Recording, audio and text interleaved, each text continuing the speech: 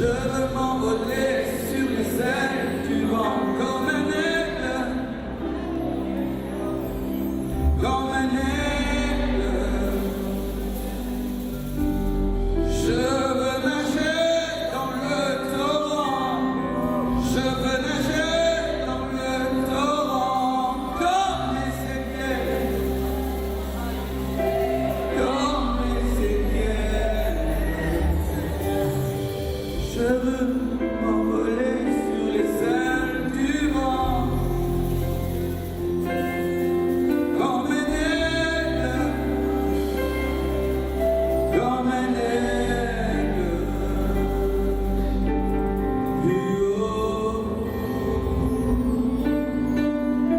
haut, Carabassa, plus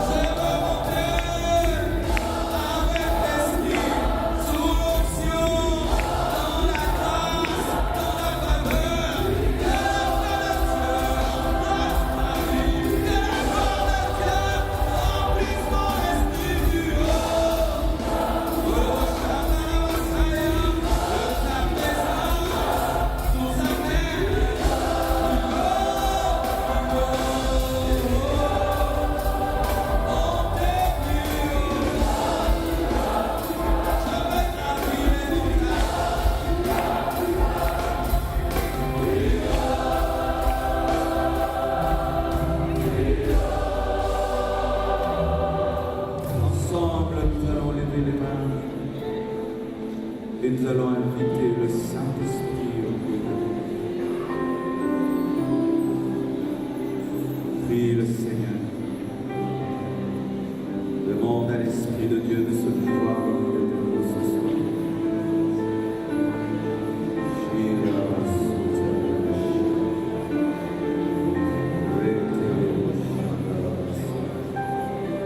Esprit de Dieu, sois libre. Glorifie Jésus. Parle à nos cœurs, à nos âmes. Au-delà de cette dimension de l'ombre. Transforme l'Église. Et bénis ces offrandes qui ont été données ce soir. Multiplie les avoirs de ton peuple. Afin qu'ils aient toujours de quoi servir dans ta maison. Dépose ta sémence dans nos esprits par ta parole et fais-nous vivre pour toi-même. Au nom de Jésus-Christ, j'ai ainsi prié. Amen. Nous acclamons le Seigneur. Acclame le Seigneur. Plus fort.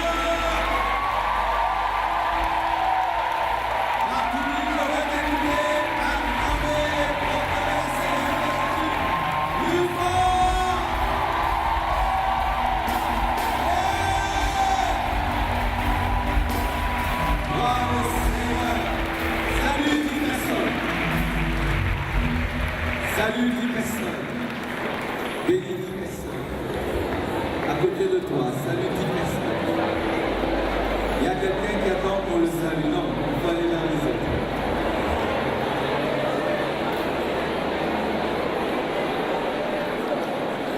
Alléluia. Bénis-le lorsque tu le salues. Dis-lui que ce soit le jour de ta transformation, de ta guérison, de ta délivrance, que Dieu fasse des merveilles dans ta vie. Alléluia. Amen. Asseyez-vous, s'il vous plaît. Je remercie le Seigneur qui m'accorde d'être enfin en Martinique. Amen.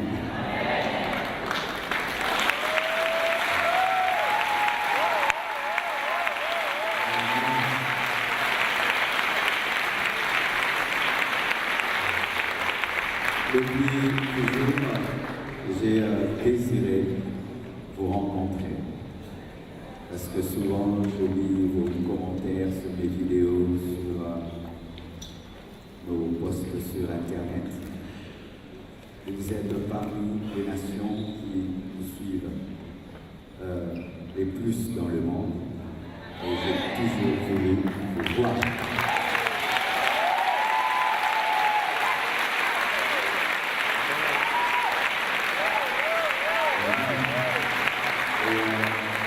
Je me suis rendu compte que je ressemble à beaucoup d'entre vous. Amen. Vous croyez que je suis martiniquais. Amen. Je vous envoie les bonjours. Maman Blanche plutôt vous envoie ses bonjours. Mon épouse, la coupe de mon ancien. Salut. Et m'a dit que je viens un jour ici en vacances. Je vais tellement parler de la beauté de votre vie. Elle a dit, elle doit venir en vacances. Amen. Merci à tous les hommes de Dieu qui sont présents au milieu de nous. Vous avez donné cette peine d'abandonner vos programmes et de venir écouter un serviteur de Dieu comme vous. C'est une grande preuve d'humilité et merci beaucoup. Que Dieu vous bénisse abondamment. Et je tiens vraiment à remercier tous ceux qui se sont activés de loin et de près pour l'organisation de ces soirées de gloire. Merci abondamment au pasteur Freddy et pasteur Sita. Merci beaucoup et à tous les moyens.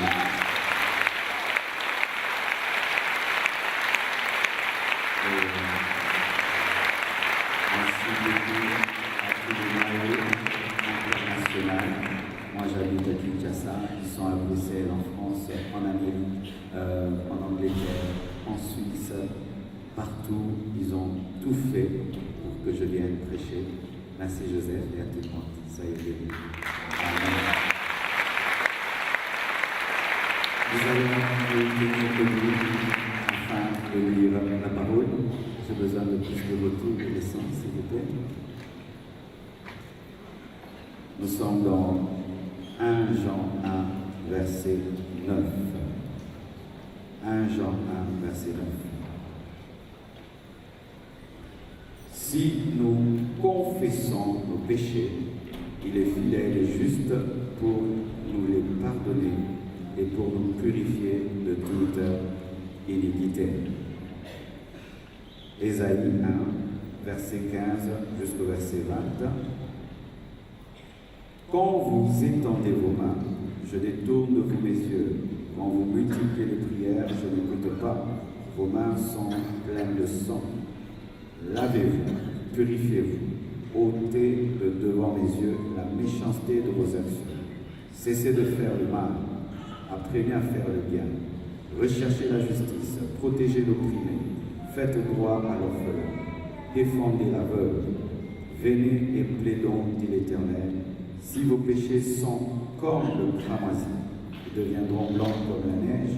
S'ils sont rouges comme la pourpre, ils deviendront comme la laine. Si vous avez de la bonne volonté et si vous êtes docile, vous mangerez les meilleures productions du pays. Et si vous résistez et si vous êtes rebelles, vous serez dévorés par le glaive, car la bouche de l'Éternel a parlé.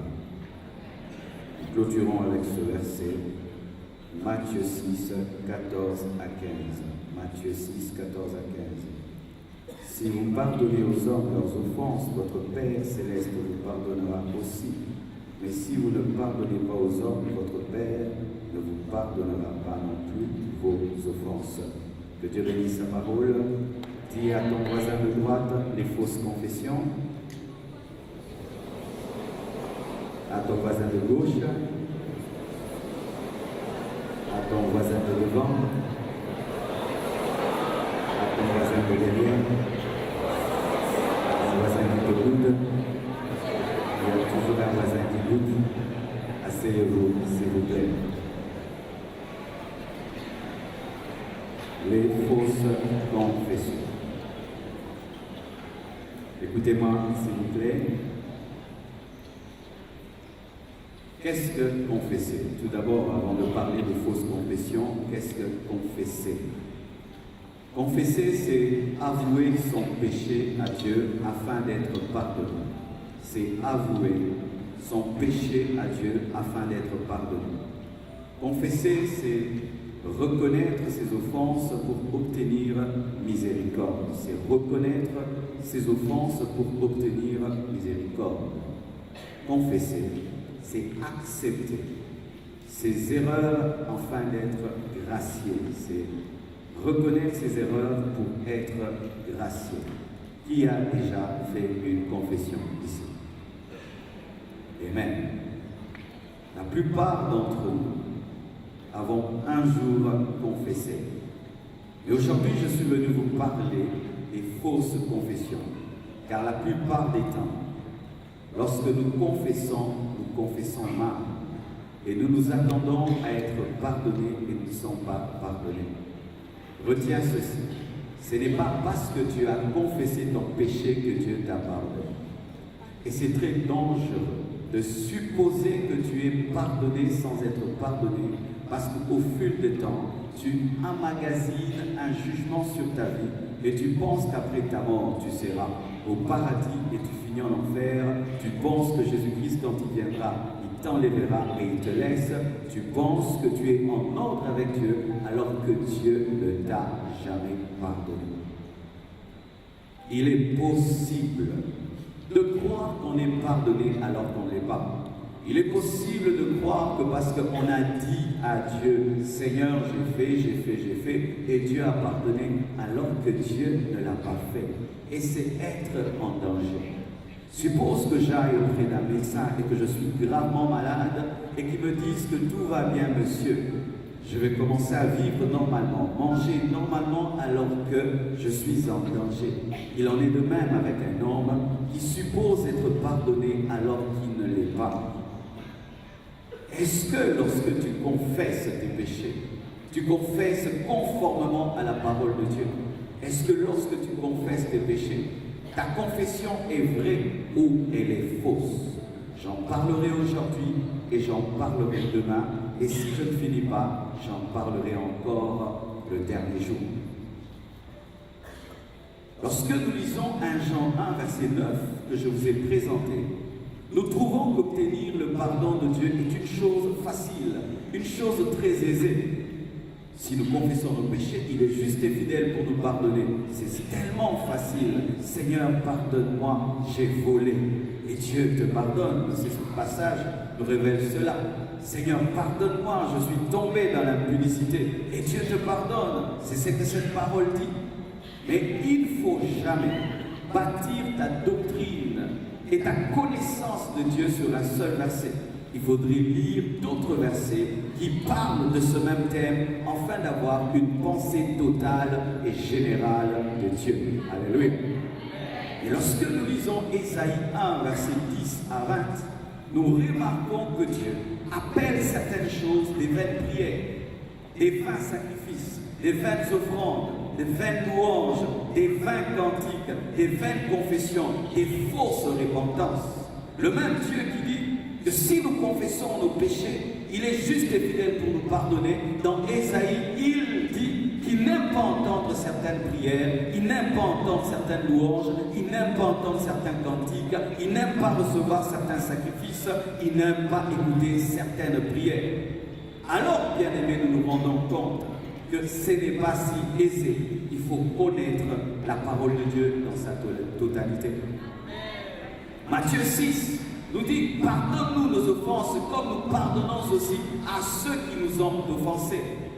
Ainsi, celui qui confesse ses péchés, Dieu le pardonne, mais il faut ajouter Matthieu 6. Et Matthieu 6 te dit, même si tu demandes à Dieu pardon, si tu n'as pas pardonné à ton prochain, Dieu ne te pardonne pas. Alors si tu as fait 10 ans avec de la rancœur, avec de l'inimitié dans ton cœur, ça fait 10 ans que Dieu ne te pardonne jamais. Si ça fait 10 ans que tu as un ennemi, un homme à qui tu n'as pas pardonné, ça fait 10 ans que Dieu ne te pardonne pas. Pardonne-nous.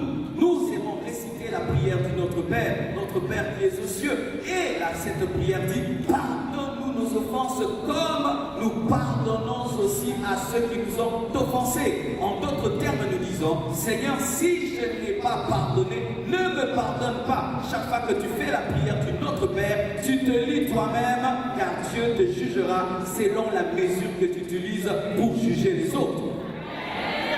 Alléluia.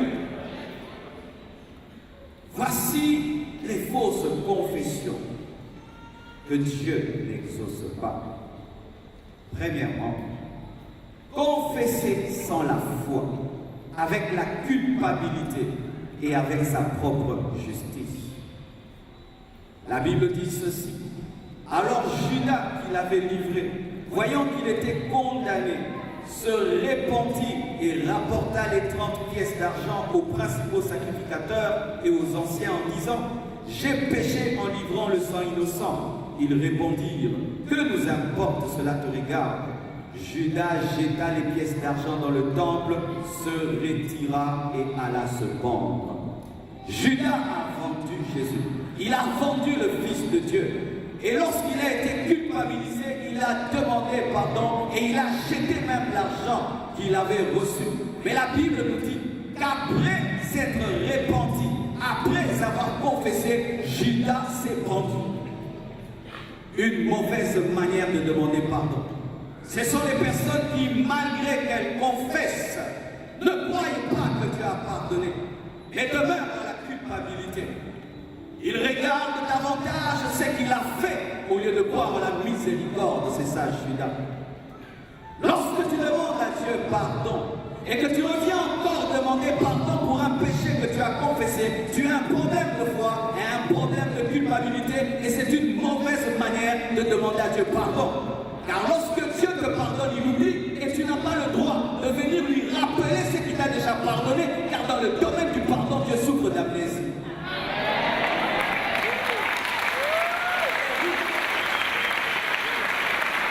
Ainsi, nous revenons, Seigneur, pardonne-moi parce que j'ai avorté. Tu as avorté depuis combien de temps? Il y a une année, mais je ne sais pas. Mon sang t'a lavé, je t'ai purifié, je ne sais plus rien. Cesse de te condamner pour quelque chose que tu as déjà confessé. Cesse de présenter à Dieu des choses que Dieu a déjà oubliées. Alléluia. Une fois que tu reçois Jésus-Christ dans ta vie comme Seigneur et Sauveur et tu es pardonné, Dieu te déclare saint et tu ne deviens pas saint le jour de ta mort. Tu es saint pendant ta vie, car le sang que tu dois faire, il ne faut pas confesser un péché déjà confessé. Quand ta vie va mal, tu dis ça doit être le péché que j'ai commis il y a 3 ans. Lorsque tu as des blocages, ça doit être le péché que j'ai commis il y a des années. Tu vis tous les jours dans la culpabilité. Et tu sais pourquoi tu vis tous les jours dans la culpabilité? Tu penses que Dieu est comme toi. Étant donné que tu pardonnes difficilement, étant donné que tu oublies difficilement le mal qu'on te fait, tu penses que Dieu est comme toi et qu'il n'oublie jamais le mal qu'on lui fait. Dieu n'est pas un homme. Dieu n'est pas un homme. Dieu n'est pas un homme. Dieu n'est pas un homme. Sa première nature, c'est l'amour. Ce n'est pas la puissance ni la sainteté, c'est l'amour. Lorsque tu rencontres Dieu pour la première fois, tu seras frappé par une chose. Pas d'abord par sa sainteté, ni par sa puissance, mais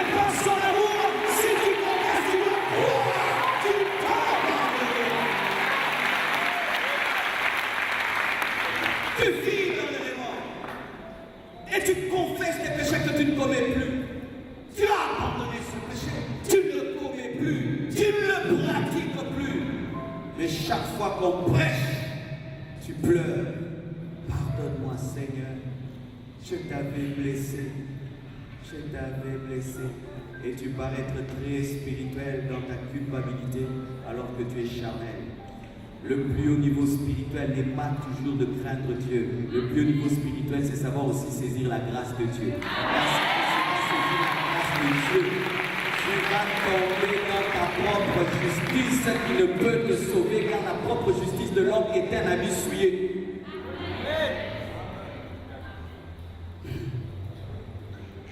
Pierre a trahi, Judas a trahi. Les deux ont commis le même péché, mais les deux n'ont pas eu le même comportement. Pierre a cru en une seconde occasion, mais Judas n'a jamais cru.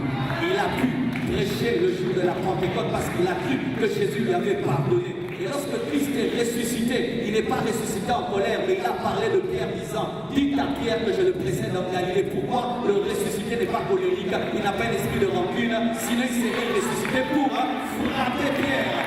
Je voulais te dire, sois Pierre, ne sois pas Judas.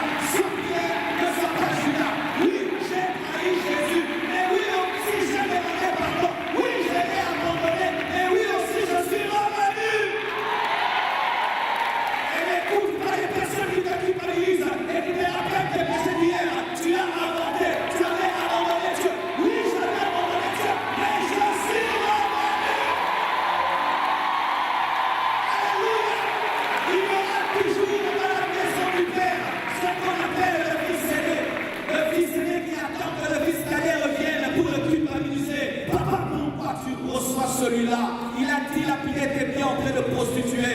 Bien-aimé, n'écoute jamais ces faux chrétiens qui sont toujours là pour te rappeler tes péchés. Et te faire même dans l'église. Et faire même dans l'église. Comment est-ce que je vais parler?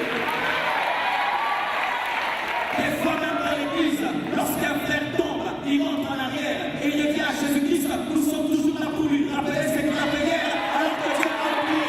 Mon frère, si tu t'es élevé, Dieu a pardonné. Même si l'église te condamne, il ne te condamne pas. Il t'a pardonné et Dieu l'a même pas le sang. La culpabilité t'empêchera de prier. La culpabilité t'empêchera de chanter. La culpabilité t'empêchera de recevoir la joie. La culpabilité t'empêchera de grandir. Car lorsque tu pêches, il faut croire que Dieu te pardonne pour t'envoler à nouveau vers les hauteurs de la sainteté. L'homme qui ne croit pas qu'il est pardonné a du mal à s'envoler à nouveau dans la sainteté. Vous devez croire. Vous n'avez pas besoin de voir. Je n'ai pas besoin de voir dans le sang de Jésus-Christ efface mes péchés. Et je n'ai pas besoin de le sentir, car la sensation n'est pas toujours la foi. Il est écrit que si je confesse mes péchés, me pardonne, il m'a pardonné. Que je ne sente tout pas, ma vie n'est pas dirigée par les émotions, ni par les sentiments, elle est conduite par la parole de Dieu. Et c'est une parole qu'elle a accomplie. Je n'ai pas besoin de le sentir, je n'ai même pas besoin d'avoir une vision de l'œuvre de la croix. Il semble que Jésus-Christ qui coule, je crois, c'est tout.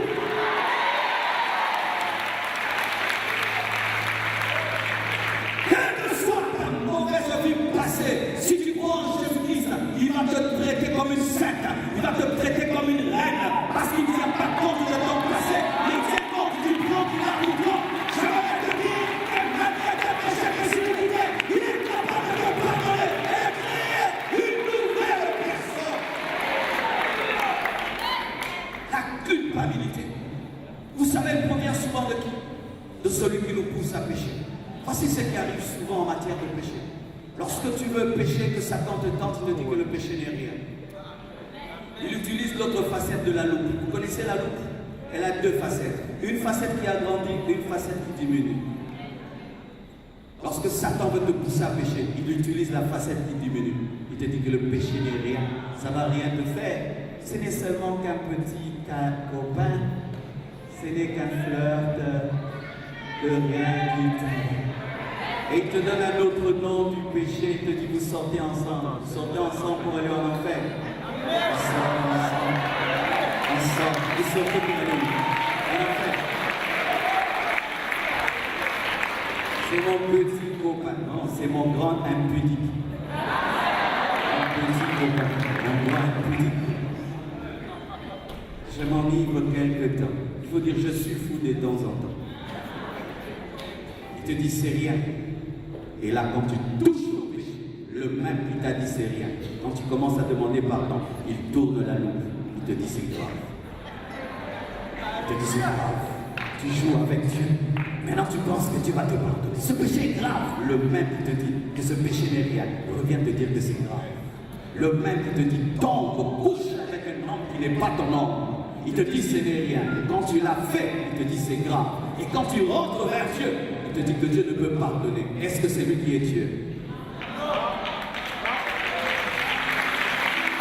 Depuis quand Dieu a établi Satan comme un intermédiaire entre toi et lui pour que tu puisses l'écouter? Écoute le diable, écoute le Saint-Esprit. Il te condamne au péché, oui, mais il te dit aussi que son sang est capable de te purifier.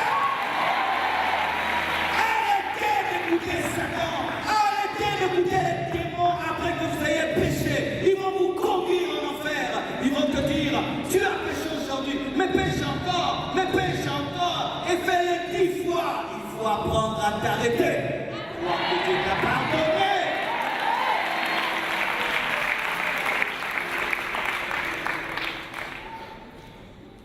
Une autre mauvaise manière de confesser son péché, c'est confesser ses péchés sans tristesse. Psaume 51, verset 17 nous dit, les sacrifices qui sont agréables à Dieu, c'est un esprit brisé. Ô Dieu, tu ne dédaignes pas un cœur brisé contre lui. Il y a des gens qui confessent mal leurs péchés, qui confessent avec joie, en train de rigoler. J'ai encore péché. Dieu me pardonne. Et chez nous à Kinshasa, il y avait un cantique qu'on chantait. C'était dans une langue que je ne maîtrisais pas. Et on chantait, on battait les mains, on tournait, on se touchait et on tournait.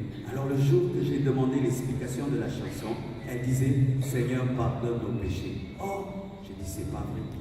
On demande pardon en tournant et en battant les mains. Comme des fois nous chantons à l'église des cantiques « Seigneur, pardonne ».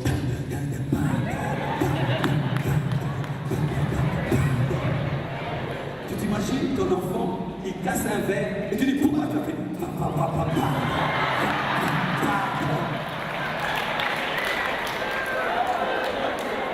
On ne danse pas tout le temps à l'église, des fois il faut s'agenouiller et pleurer. Des fois il faut s'agenouiller et pleurer. Des fois à l'église, il faut s'agenouiller et pleurer.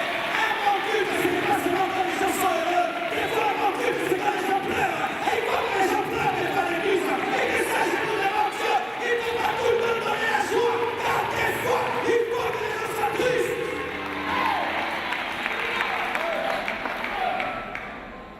Comment peux-tu avoir la joie quand tu vis mal et venir devant Dieu?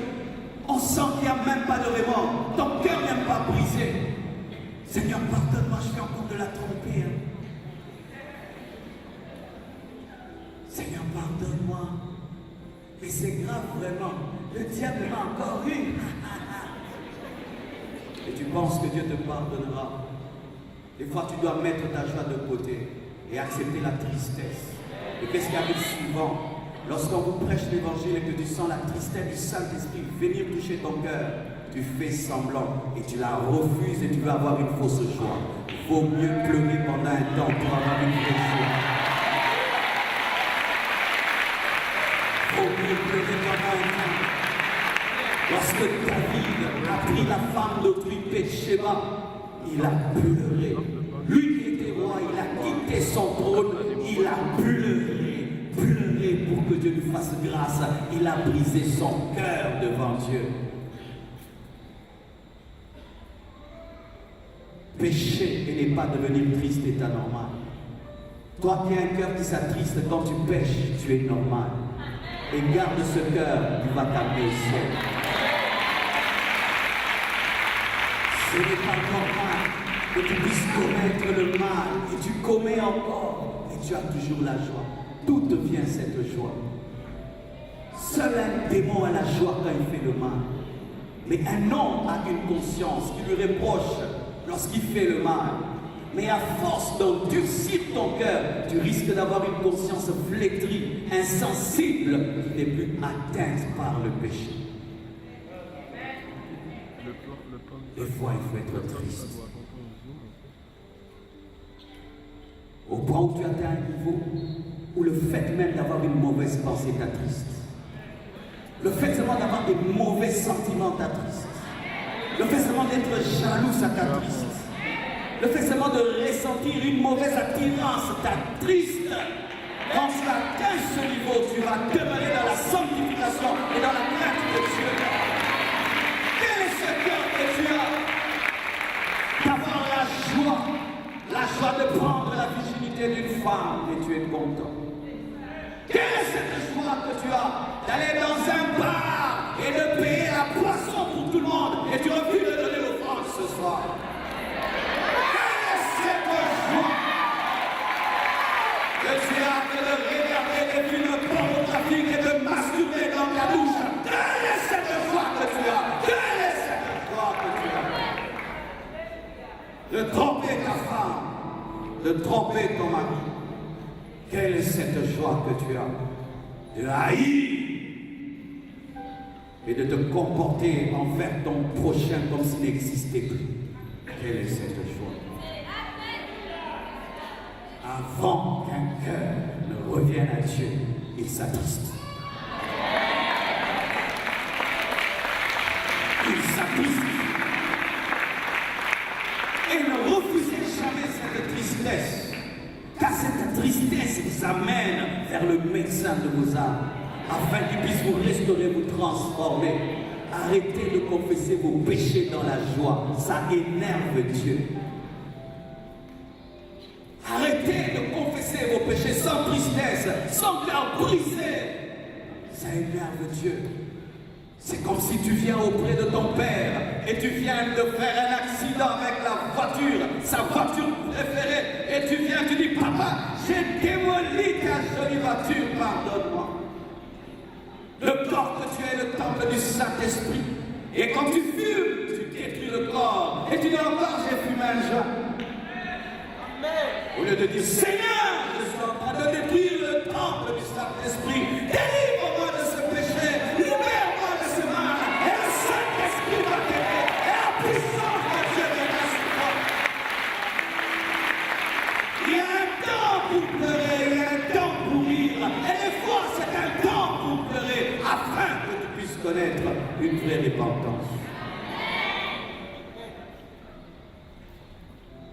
Une autre mauvaise manière de confesser son péché, c'est confesser ses péchés sans la conviction que c'est un péché.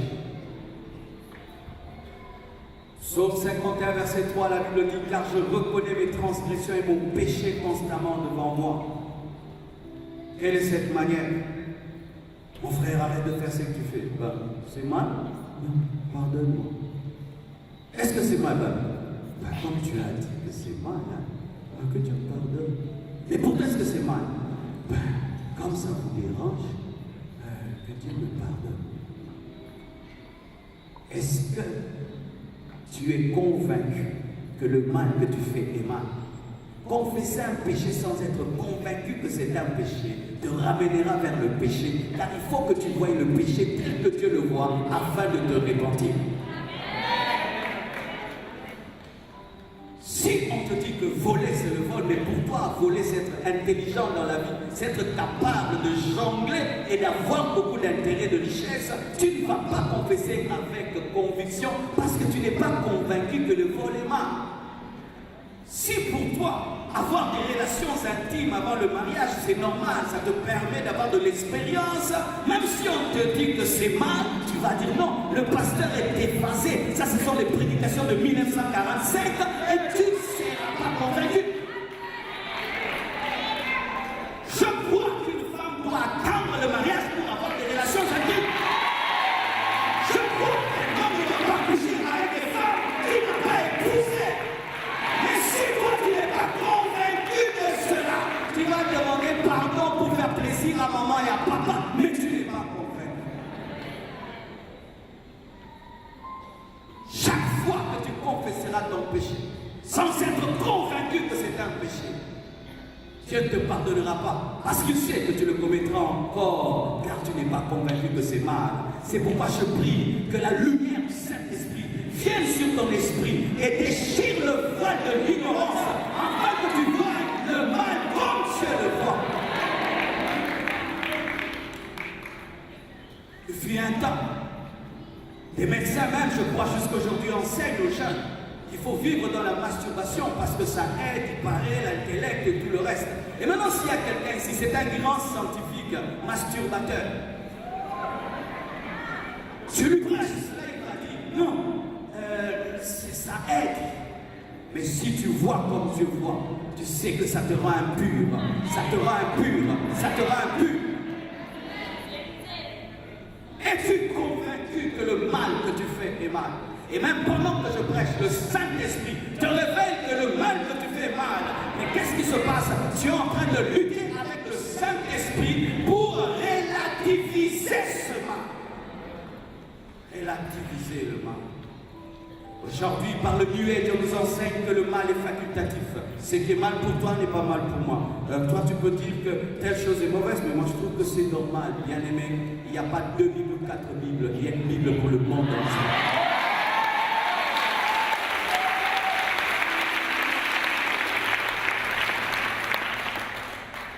Et d'autres confessent leurs péchés sans la volonté d'abandonner. Proverbe 28, verset 13. Celui qui cache ses transgressions ne prospère point, mais celui qui les avoue et les délaisse obtient miséricorde. C'est-à-dire des gens qui confessent, mais dedans, il dit, je le ferai encore. Seigneur, pardonne-moi, mais pour avoir la paix pour quelques instants, pour que Dieu le bénisse, pour que Dieu le protège, mais il dit que demain encore je le ferai. Lorsque tu confesses un péché avec l'intention de le commettre encore, Dieu ne te pardonnera pas. Car Dieu n'a pas besoin que tu lui informes, parce qu'il connaît déjà ton péché. Mais il veut que tu puisses te repentir, c'est ça qui amène le pardon. Dire à Dieu que tu as fait le mal n'est rien, parce que Dieu connaît ce que tu as fait. Mais c'est quand tu décides d'abandonner ce mal que le pardon arrive. Et connaître son péché sans avoir l'intention de l'abandonner n'amène pas le pardon. Parlons même dans le mariage. Ton mari te trompe et tu l'attrapes. Et puis il te dit, chérie, pardonne-moi. Qu'est-ce que tu vas lui dire? Je veux que tu rompes avec tes lilas. N'est-ce pas? Quand il te dit, chérie, pardonne-moi, quand tu dis, je veux que tu rompes avec tes lilas. N'est-ce pas? Pourquoi? Parce que le fait qu'il te dise ne change rien. Mais c'est lorsqu'il brise la relation qu'il change tout. Et Dieu aussi. Quand tu dis que tu as péché, ça ne change rien parce qu'il était là lorsque tu péchais. Mais c'est quand tu dis j'arrête que Dieu te pardonne parce qu'il est que tu brises la relation.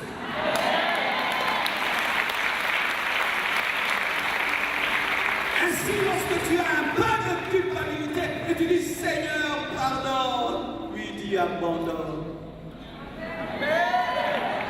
Abandonne. En quittant ce lieu, abandonne ton copain, ta copine. Là, Dieu te pardonne. Dans ce lieu, tu quittes la maison d'un homme avec lequel tu vis sans mariage, là Dieu te pardonne. Et ce n'est pas que tu dis, Seigneur, pardonne-moi, je vis avec cet homme alors qu'il ne m'a pas épousé, et puis, non, et puis rien. Non, tu quittes la maison alors qu'il te pardonne. Seigneur, pardonne-moi, j'ai volé, c'est bien, mais quand tu prends, tu rends, il te pardonne. Mais confesser sans abandonner n'amène pas le pardon. C'est pourquoi plusieurs demandent le pardon, mais ne sont jamais pardonnés, car vous informez. Mais Dieu n'a pas besoin d'information, car il est l'omniscient. Ainsi, tu te rends compte pourquoi, malgré que tu pries, malgré que tu jeûnes, malgré que tu fais beaucoup de sacrifices, ta vie ne change pas. Le problème n'est pas au niveau de Dieu, le problème c'est au niveau de ta repentance. Elle n'est pas profonde et véritable. Tu es dans des informations, mais pas dans la repentance.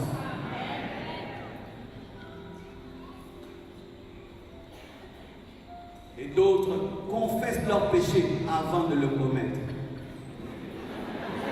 Que Dieu me pardonne ce que je vais te faire. Seigneur, pardonne-moi. Pourquoi? Pour ce que je fais. Comment? Il recharge des unités. Comme sur Internet, il télécharge le pardon avant de le libérer. Pécherons-nous pour que la grâce surabonde? Loin de là.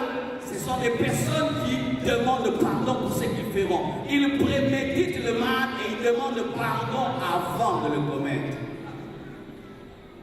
Aujourd'hui, vraiment, Dieu, pardonne-moi. Je veux rosser ce gaillard. Et quand il finit de tabasser, il dit, Seigneur, maintenant, que le pardon que j'ai téléchargé se manifeste. Combien de fois tu fais cela? Certains même ils le font avant d'aller à l'église. On l'énerve à la maison et dit, ne me distrayez pas. Je dois aller au culte. Mais quand je reviendrai, vous verrez. Et il est à l'église en train de couper la parole, mais il dit, quand je rentrerai. Amen, pasteur, amen. Il tombe dans le cœur. Il verra quand je rentrerai. Et on peut prêcher, il peut chanter quand il va rentrer. Je vous avais dit quoi? Quand je reviendrai du culte. Dis à ton voisin, arrête ça. Ce n'est pas ton grand-père, il est ton père. Ce n'est pas ton grand-père, il est ton père. On ne s'amuse pas avec la grâce de Dieu. Le sang de Jésus n'est pas une bouche pour que tu puisses t'amuser avec le sang de Jésus. Ne marche pas sur la grâce de Dieu. Ce n'est pas parce que Dieu est miséricordieux, il n'est pas un Dieu juste. Arrêtez de jouer avec la miséricorde de Dieu. Arrêtez de jouer avec la grâce de Dieu.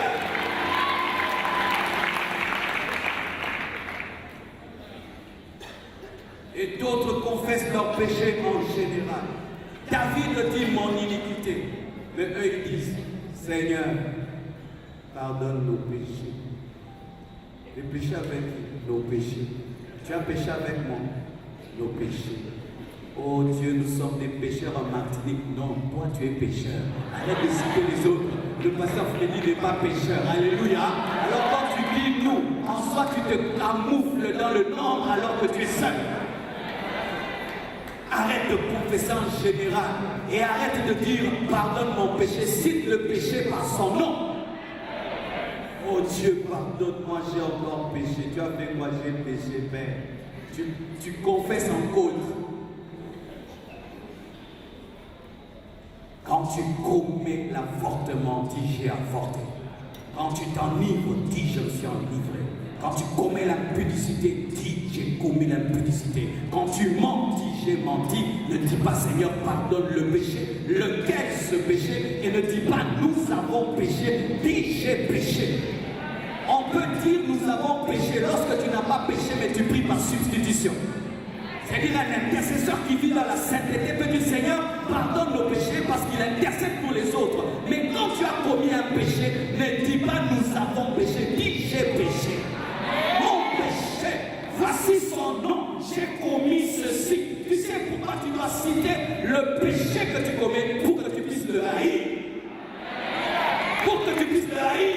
Seigneur, j'ai encore trompé ma femme. Tu cites le nom de l'adultère.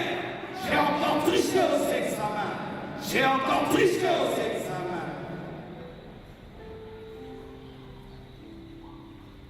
Ainsi, vous vous rendez compte que souvent, nous demandons pardon très très mal. Et nous accumulons péché sur péché, jugement sur jugement. Et tu te dis, je suis chrétien. Dans ma famille, nous sommes chrétiens. Je vais à l'église, je donne ma dîme et mon offrande. Pourquoi ma vie ne change pas? Parce que tu ne confesses pas bien. Lorsque tu vas à l'hôpital, on ne te dit pas tu es malade. On te cite le nom de ta maladie. Et on traite ta maladie de manière précise et particulière. Mais quand tu viens vers Dieu, tu dis péché. Il y a plusieurs sortes de péchés. Ce qui est péché dans la vie de l'autre, toi tu le domines. Et ce que tu domines, l'autre tombe dedans. Quel est ton péché?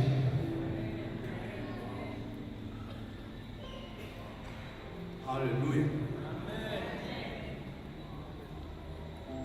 Quelqu'un pêche, tombe dans la pornographie. Et me dit, pasteur, j'ai commis un péché de manière virtuelle. Non, cite le nom. J'ai commis un péché de manière virtuelle. Ah, quelle manière moderne de confesser les péchés. Cite ton péché. Alléluia. Là, vous n'allez pas aimer, mais je dois dire la vérité. Le Seigneur m'a dit de le dire.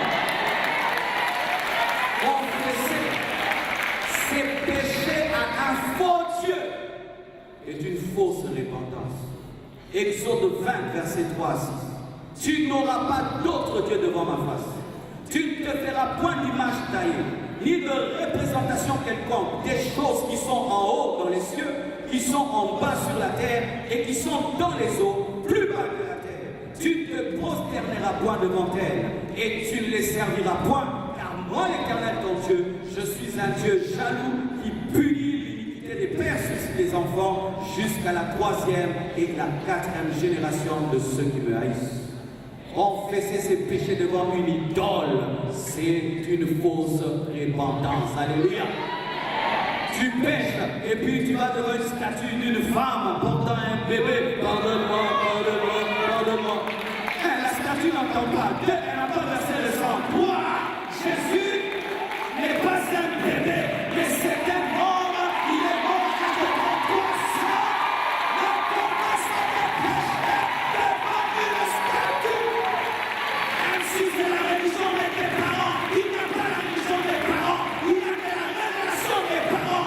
Si les parents ont eu la révélation de Dieu, j'entre dans la révélation des parents. Mais si c'est une religion familiale, tu dois te poser des questions si elle est vraie ou fausse. Marie n'a pas versé son sang pour pardonner les péchés. Montre-moi la croix de Marie, montre-moi le sang que Marie a versé. Marie ne peut pardonner les péchés. Elle n'est pas morte à la croix, elle n'est pas ressuscitée. Seul Jésus peut pardonner les péchés parce qu'il a versé son sang, parce qu'il est mort, il est ressuscité à ta place. Marie ne peut pardonner les péchés. Arrêtez de vous prosterner devant des statues. Arrêtez de vous prosterner devant ces hommes. Arrêtez. Prosternez-vous devant Jésus. Il est le chemin, la vérité et la vie. Le chemin, la vérité et la vie. Il est le sens.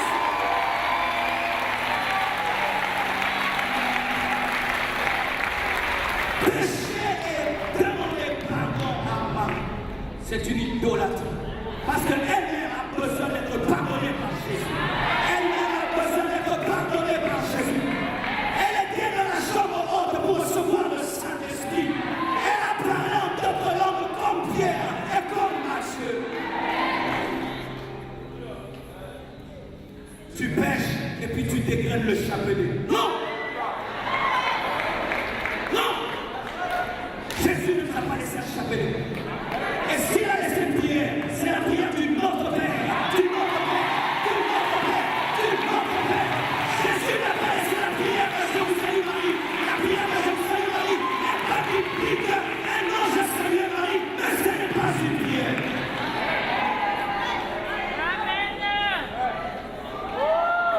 Je te le dis et je te regarde. Et tu dois changer cela. Jésus-Christ seul mérite la gloire et ne peut la partager au Seigneur. Jésus-Christ seul mérite la gloire et ne peut partager la gloire avec Seigneur.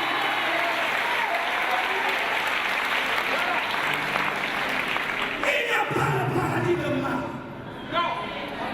Il n'y a que le paradis de Jésus. Lorsque tu lis l'Apocalypse, c'est Jésus l'agneau sur le trône. Et à côté de son trône, il n'y a pas le trône de sa mère. Il n'y a pas le trône de sa mère.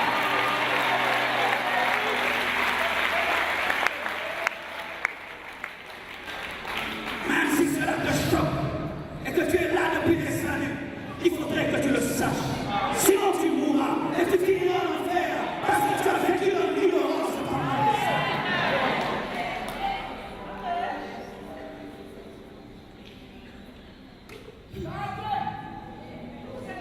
L'ignorance et une fausse doctrine peut t'empêcher d'être pardonné.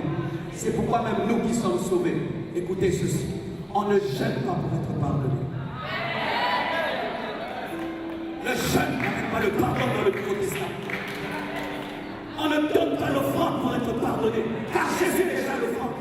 Si quelqu'un te dit donne l'offrande pour être pardonné, c'est un escroc, c'est un pasteur escroc, c'est un pasteur escroc. Fuis cette église, fuis cette église.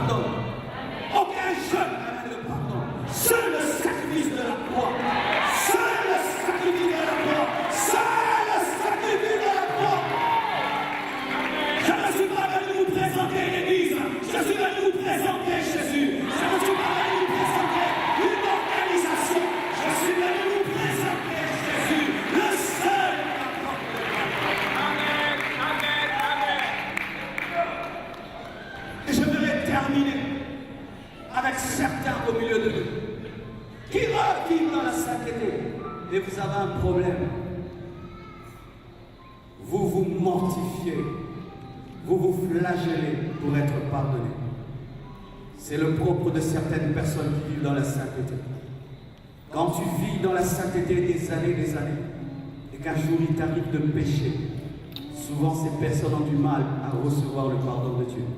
Elles commencent à faire trop en faire pour Dieu. Et on pense que c'est le zèle, alors que ce n'est pas le zèle, c'est une propre justice. Un homme a connu cela. C'était un brigand qui tuait les gens dans mon pays. Et il allait dans les maisons prendre de l'argent avec une arme. Et un jour, il est entré dans une maison. Il a trouvé une femme qui avait un bébé. Il lui a demandé de l'argent. Cette femme lui a dit, j'ai pas d'argent. Elle a pris son bébé. Elle a mis sa tête dans un mortier. Il a mis sa tête dans un mortier et a pris un pilon. Il a dit à cette femme, donne-moi l'argent, sinon je vais piler la tête de ton enfant. La femme n'avait pas d'argent. Il lui a dit, monsieur, je n'en ai pas. Il a tellement insisté jusqu'à ce qu'il a pilé la tête de cet enfant. Et après des années, il s'est converti. Mais qu'est-ce qu'on remarquait? Quand l'église dit, nous allons faire un jeûne de 7 jours, il faisait 14 jours. Si on dit 14 jours, il faisait 21. Il faisait toujours plus et plus. Jusqu'à ce qu'un jour, il est tombé déshydraté. On l'a amené à l'hôpital et on lui a posé la question. Frère, pourquoi tu fais tout ça? Et il dit, en soi, j'ai fait un péché tellement grand quand j'étais dans le monde. Et chaque fois que je prie, l'image de cet enfant me revient. Alors je jeûne beaucoup pour que Dieu me pardonne. Ça paraissait spirituel, ça paraissait formidable, mais c'était un incrédule. Il énervait Dieu, car il devait demander à Dieu pardon comme un jeune garçon qui a seulement insulté. Dieu pardonne une insulte autant qu'il pardonne un meurtre, de la même manière. J'ai dit de la même manière. Et si des années, tu as vécu dans la sainteté, tu es un modèle de sainteté. Souvent les personnes qui ont été des modèles de sainteté, lorsqu'elles pêchent, elles ont du mal à croire que Dieu leur pardonne. Et vous les voyez tout le temps en train de gêner, tout le temps en train de veiller, tout le temps en train de faire beaucoup de choses pour Dieu. Et vous pensez que c'est de la spiritualité, alors que c'est un zèle amen. Je suis venu te dire que Dieu t'a également pardonné. Arrête de chercher les mérites. Reçois la grâce par la foi. Que Dieu vous bénisse abondamment.